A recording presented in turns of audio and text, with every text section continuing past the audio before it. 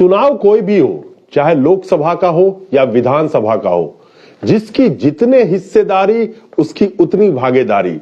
आपने देखा होगा कि किस तरह से जातिगत समीकरण सब सेट करने में राजनीतिक पार्टियां जुट गई है। मुद्दा पहले जो भी रहा हो, लेकिन आपका मुद्दा उसमें शामिल नहीं होगा। चाहे बेरोजगारों की रोजगार का मुद्दा हो, युवाओं का मुद्दा हो, महंगाई का मुद्दा हो, आप किसी भी मुद्दे का नाम ले सकते हैं। लेकिन ये देश जो आज 2022 के अंदर में युवाओं का देश है, 67% से ज्यादा युवा हैं, उस युवाओं के देश में युवा क्या कर रहे हैं? सड़क पे दर दर भटकते युवा, सड़क पे आंदोलन करते युवा, सड़क पे लाठी खाते युवा, कंपटीशन के एग्जाम की तैयारी करते युवा, नेताओं के झोला झंडा उठाते युवा, राजनीतिक पार्टियों के आईटी सेल में काम करते हुए सोशल मीडिया पे गाली गलौज करता हुआ युवा। तो क्या भारत देश का युवा इसी लायक बच गया है? लेकिन जिसकी हिस्सेदारी इस देश के अंदर में 67% के करीब आज के वक्त में है, उन युवाओं के हिस्सेदारी की बात कोई भी पॉलिटिकल पार्टी नहीं करती।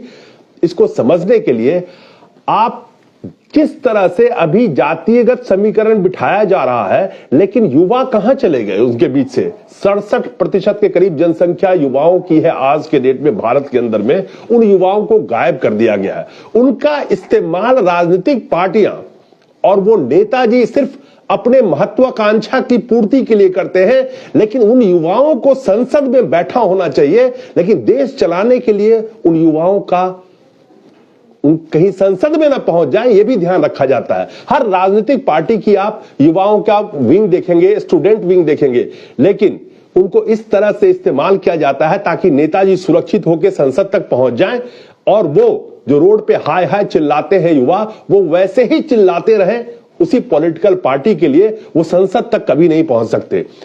1952 में पहला लोकसभा का चुनाव हुआ था। उस वक्त में भारत की जनसंख्या उतनी जवान नहीं थी, लेकिन उस वक्त भी 26% जो संसद चुने गए थे, वो सांसद की उम्र 40 साल से कम थी। लेकिन सन 2022 में आप बैठे हुए हैं, जरा एक टेस्ट केस 16वीं लोकसभा का आप ले लीजिए। 2014 के चुनाव में 543 सीट पर से 70 सांसद ही ऐसे थे जो 40 वर्ष से कम आयु के थे।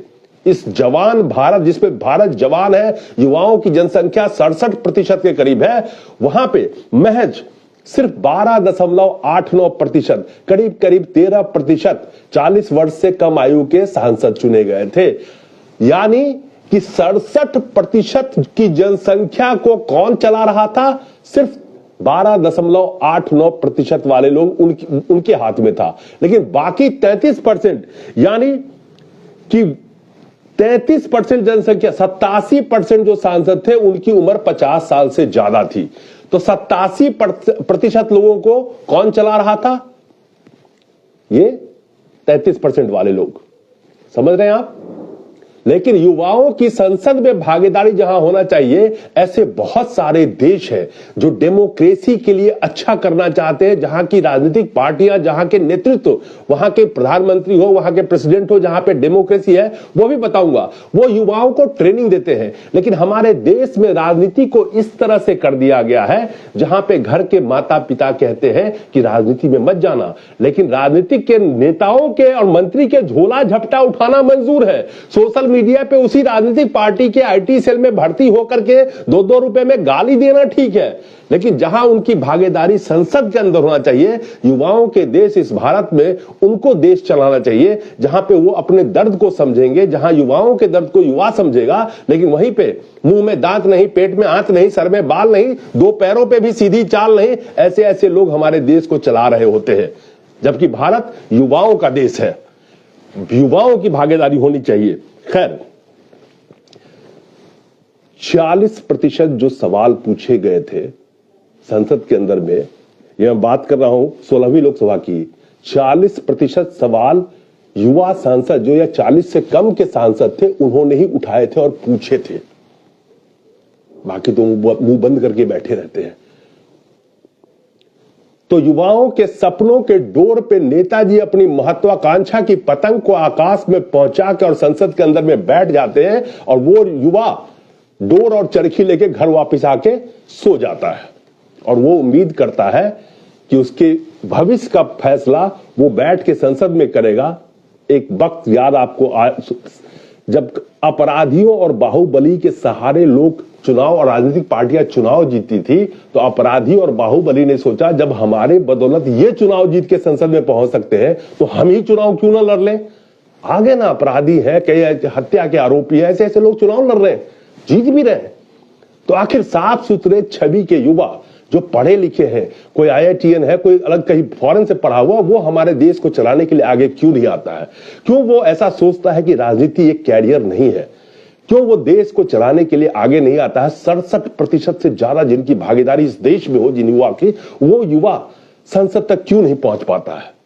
उसके पीछे भी इस तरह से इस चुनाव की प्रक्रिया को कर दिया गया है जहां पे 100-100 करोड़ 500-500 करोड़ एक एक सीट पे खर्च होते हैं। आखिर वो एक आम आदमी चुनाव लड़े कैसे? ये सारा तंत्र को इस तरह से कर दिया गया है कि कोई आम आदमी चुनाव लड़ ना सके।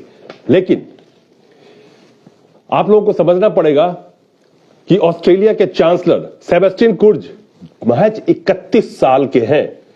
Prime minister of New Zealand Jacinda Ardern मात्र 37 वर्षीय महिला है जो यंगेस्ट महिला लीडर वर्ल्ड के अंदर में है। और उन्होंने न्यूजीलैंड को क्या बनाया है आपके सामने है। Tony Blair and David Cameron, ये यूके के प्राइम मिनिस्टर, महज 43 साल के हैं। हमारे वाले तो चल नहीं पाते हैं, घुटने में कई बार किसी को दर्द होना शुरू हो जाता है, देखा है। खैर, इमैनुअल माक्रोन सिर्फ 39 साल के हैं और फ्रांस के राष्ट्रपति हैं। देख रहे हैं, जो युवा प्रतिनिधित्व करता है किसी देश का, जो पढ़ा लिखा वेल एजुकेटेड होता है और वो युवाओं की तरह सोचता है, एग्रेसिव सोच होती है उसकी, देश कैसे चला सकते हैं, पूरी ट्रेनिंग लेके ये लोग कई लोग आते हैं। कई देश में ट्रेनिंग चल रहा है। अब मैं आपको ट्रेनिंग वाले मुद्दे पे ले चलूं। Serbia south east European countries की एक देश है जहां पे 500 यंग लोगों को हर साल ट्रेनिंग दी जाती है, राजनीति की ट्रेनिंग, कि किस तरह से डेमोक्रेसी के बेहतर हाथों में जाए। आप समझ रहे हैं किस तरह से डेमोक्रेसी कंट्री में अच्छा हो उसका। केनिया के अंदर में भी एक प्रोग्राम चलता है, national democratic institute facilitate young political leadership. वहां पे भी एकेडमी चलती है यंग लीडर्स को ट्रेनिंग देने के लिए ताकि वो राजनीति में आए।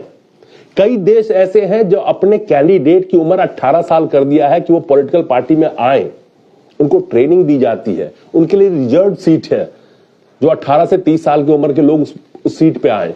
लेकिन हमारे देश में नेताजी कुंडा मार के बैठ जाते हैं कि हम तो जब तक 75-80 और दिखाई देना बंद ना हो तब तक हम नेतागिरी करते रहेंगे। लेकिन इसमें गलती हम जनता की है और युवाओं की है, जो किसी राजनीतिक पार्टी का झोला झंडा उठा के तो चलने में अपना अच्छा समझते हैं, लेकिन जिनको संसद में बैठना चाहिए आखिर ये फैसला वो क्यों नहीं लेते हैं?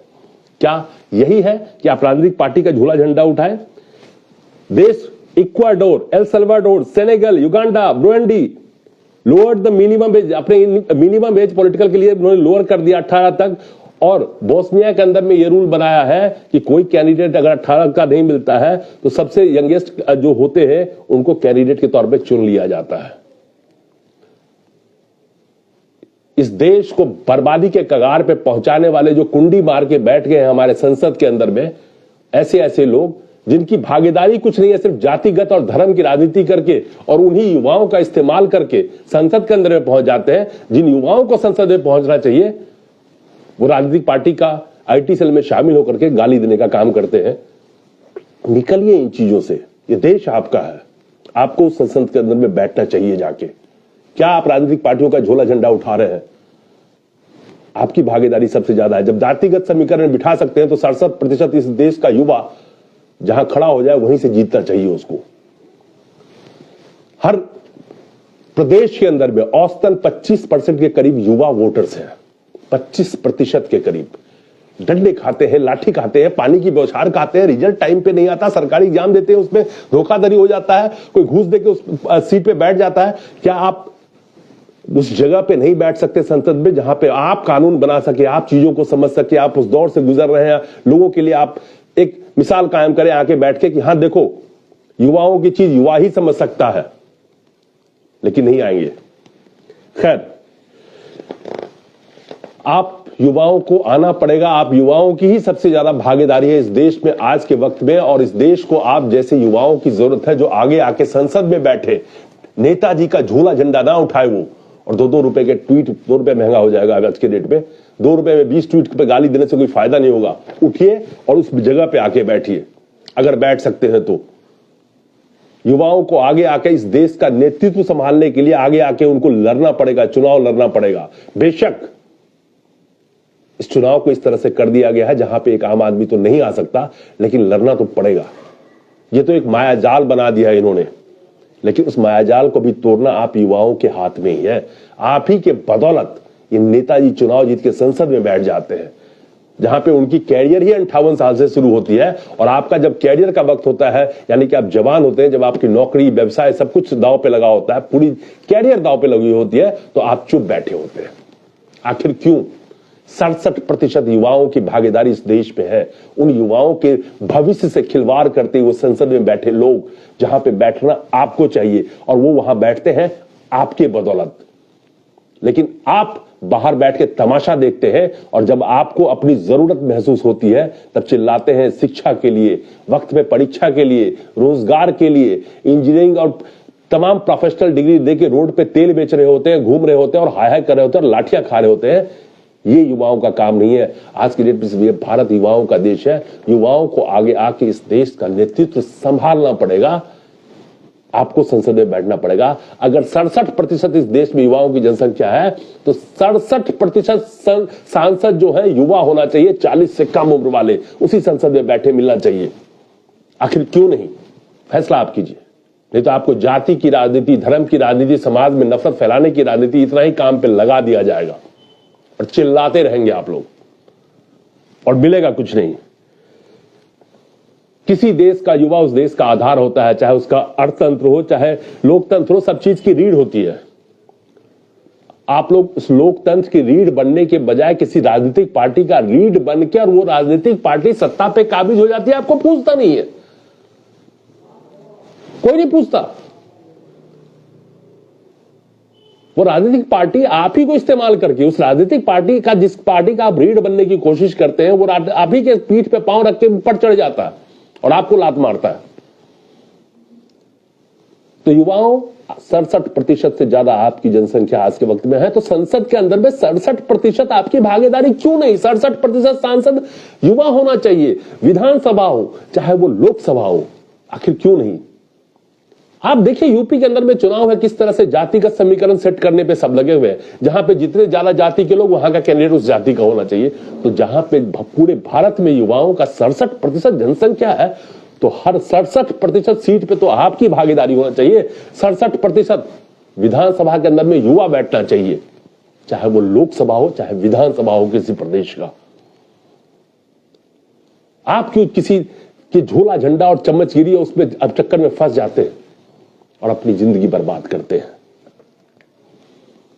उठिए और जागिए और इस लोकतंत्र को बचाइए, संभालिए, इस देश को बचाइए और इस देश को ऊपर की तरफ पहुंचाइए, जो इस तरह से देश को ले जाया जा रहा है सिर्फ राजनीतिक फायदे की वजह से।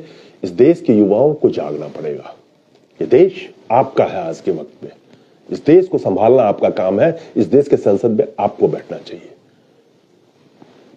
उन लोगों को नहीं जो सिर्फ आपको इस्तेमाल करके और अपनी तमाम महत्वाकांक्षा और ताउम्र पेंशन लेके बैठे रहते हैं, लेकिन आपके भविष्य को गर्त और अंधेरे में डाल देते हैं। तो जागिए युवा, आप उस संसद में बैठने की तैयारी कीजिए। नमस्कार।